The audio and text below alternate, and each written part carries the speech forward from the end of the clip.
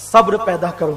اور ایک اہم بات بڑی معذرت کے ساتھ، ہمارے شہر کی عورتیں ایسی نہیں ہیں، مسلمان عورتیں ایسی نہیں ہیں، لیکن اب سیریلوں میں اس کو ہائی لائٹ کیا جا رہا ہے کہ جیسے ایک مرد کئی عورتوں سے تعلقات قائم کرتے پھرتا ہے، ویسے ہی ایک عورت کئی مردوں سے بھی تعلقات قائم کر سکتی ہے.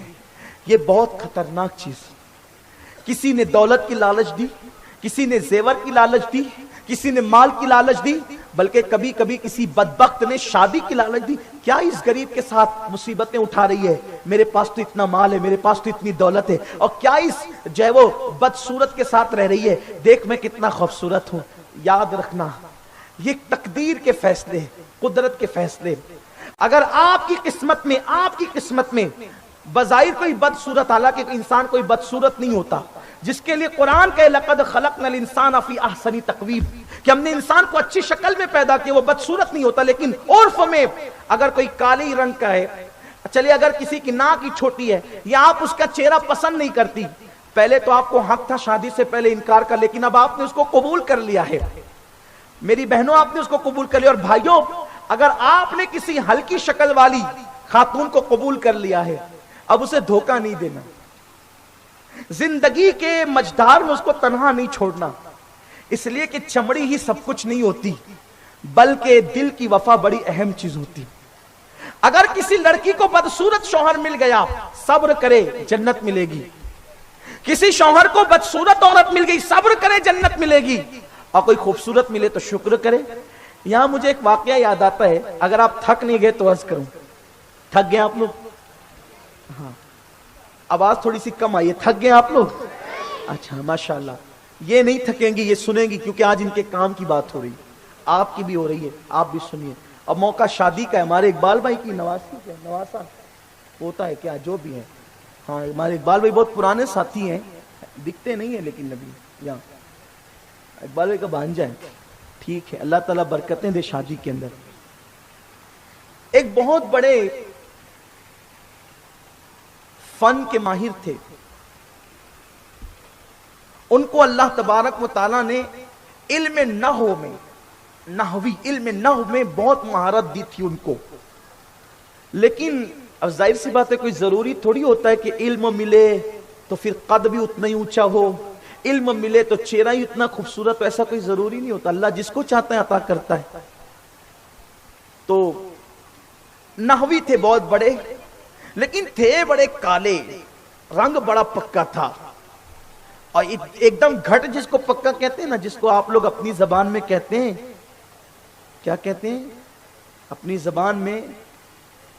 بلیک کو آپ اور جو ڈارک بلیک بتانا ہوتا ہے نا جی، نہیں، بہت پکا رنگ، بہت پکا رنگ، گھٹ پکا رنگ، ایک دم پکا. اتنے کالے تھے اور قد بھی چھوٹا تھا. اور بیوی قسمت سے مل گئی تھی بڑی خوبصورت.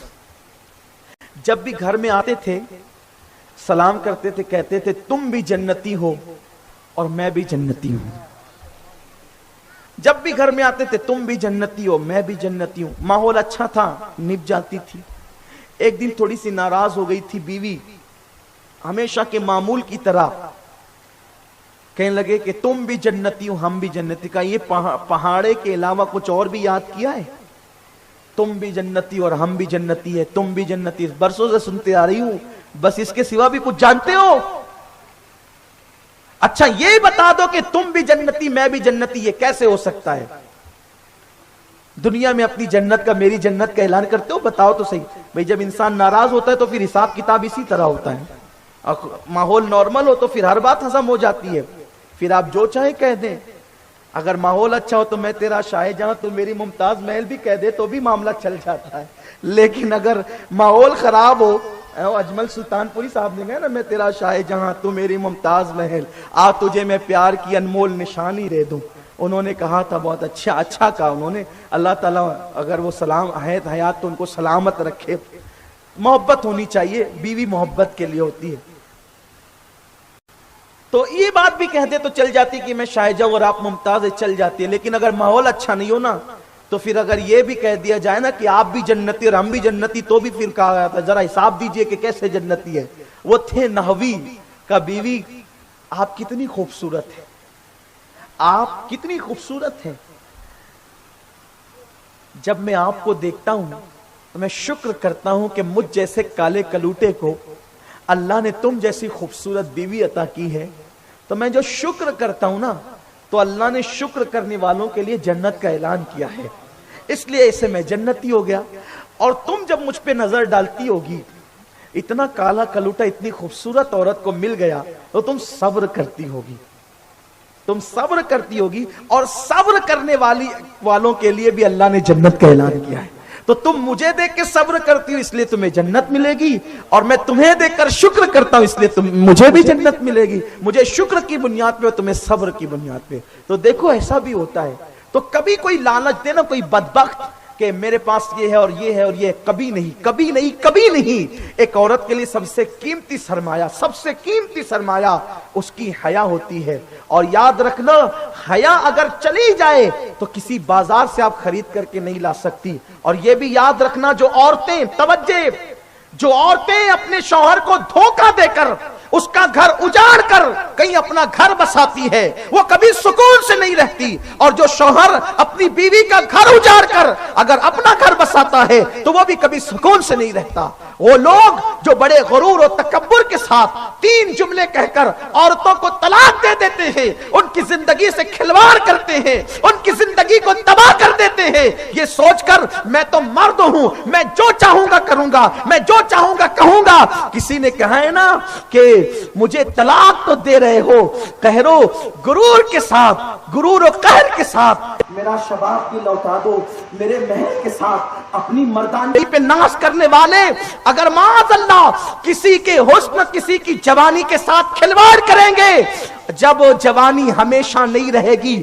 ہم نے ان بدبخت لوگوں کو دیکھا ہے جنہوں نے جوانی میں بلا عذر شرعی بیوی کو طلاق دیا، اس کی زندگی سے کھلواڑ کیا، بلکہ کئی عورتوں کی زندگی سے کھلواڑ کیا۔ جب وہ بستر پہ لیٹتے ہیں انہیں سکون کی نیند نہیں آتی، وہ موت مانگتے ہیں، انہیں موت نہیں آتی، وہ دیواروں سے سر ٹکراتے ہیں، ان کو چین نہیں آتا، وہ خودکشی کرنے کے پلان بناتے ہیں، پھر بھی ان کو موت نہیں آتی۔ میں اپنے جوانوں سے کہتا ہوں، کسی کی زندگی کو تباہ کرنے سے بڑھ کر کوئی گناہ نہیں۔ سرکار غریب نواز عطائے رسول نے فرمایا، دلوں کو خوش کرنے سے بڑی کوئی نیکی نہیں، اور دلوں کو توڑنے سے بڑھ کر گناہ کوئی گناہ نہیں۔ ذرا سوچو، اگر کسی لڑکی کو طلاق دے دیا جاتا ہے، ایک ایک سیکنڈ اس کا موت سے بدتر گزرتا ہے، ہر پل جیتی ہے، ہر پل مرتی ہے، ہر پل جیتی ہے، ہر پل مرتی ہے۔ طلاق پانے والی ان بیٹیوں سے پوچھو، جب وہ کسی شادی شدہ جوڑے کو آپس میں محبت کی باتیں کرتے دیکھتی ہے، بھابیوں کو اور دوسروں کو، اس کے دل پر کیسا خنجر چلتا ہے۔ لیکن یہ سب ظلم اس نے کیا ہوتا ہے جس نے 3 مرتبہ طلاق دے کر کسی کی زندگی سے کھلواڑ کیا ہے۔ میں قوم کے جوانوں سے کہتا ہوں، مردانگی طلاق دینے کا نام نہیں، بلکہ بیوی کو نبھانے کا نام مردانگی ہے۔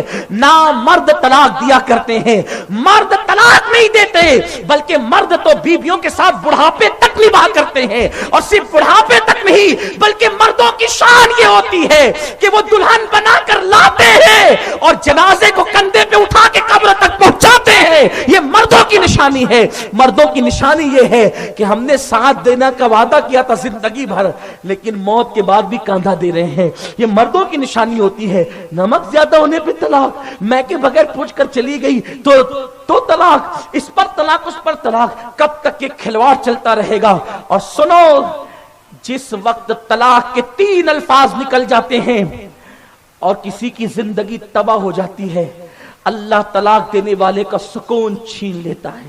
میں نے اپنی چھوٹی سی عمر میں کئی بڑے بڑے گھرانوں کو بلا عذر شرعی طلاق دینے کی وجہ سے تباہ ہوتے دیکھا ہے، لوگوں کو پاگل ہوتے دیکھا۔ میں خود جانتا ہوں ایسے لوگوں کو جو پاگل ہو گئے ہیں طلاق دینے کے بعد، جن کے کاروبار ختم ہو گئے، روڈ پہ آ گئے طلاق دینے کے بعد۔ کسی کی بددعا اچھی ہوتی ہے؟ زندگی سے کھلواڑ کرتے ہیں لوگ، طلاق کو کھیل سمجھتے ہیں لوگ۔ طلاق کھیل نہیں ہے، طلاق تماشا نہیں ہے۔ کسی کو اپنایا اس لیے نہیں تھا کہ اسے چھوڑ دیں گے، کسی کو اپنایا اس لیے تھا کہ زندگی بھر نبھائیں گے، اور نبھاؤ۔ اگر اللہ نہ کرے تقدیر میں کچھ ایسا مسئلہ آ گیا ہے کہ وہ زبان دراز ہے، وہ سخت دل ہے، समझाओ मनाओ। और मैं तो ये बात अर्ज करता हूं, वो मर्द ही कैसा यार जो अपनी बीवी को की तरबियत करके उसके जहन को तब्दील न कर सके। आदमी जानवर को अपनी सोबत में रख करके उसकी भी तरबियत कर लेता है, और मर्द उस बीवी की तरबियत न कर सके तो वो मर्द कैसे। और औरतें भी, मेरा शौहर शराब पीता है, घर जल्दी नहीं आता, इसलिए तलाक चाहिए। मैं कहता हूं तलाक मांगने से पहले कोशिश करो ना उसको सुधारने की, समझाने की।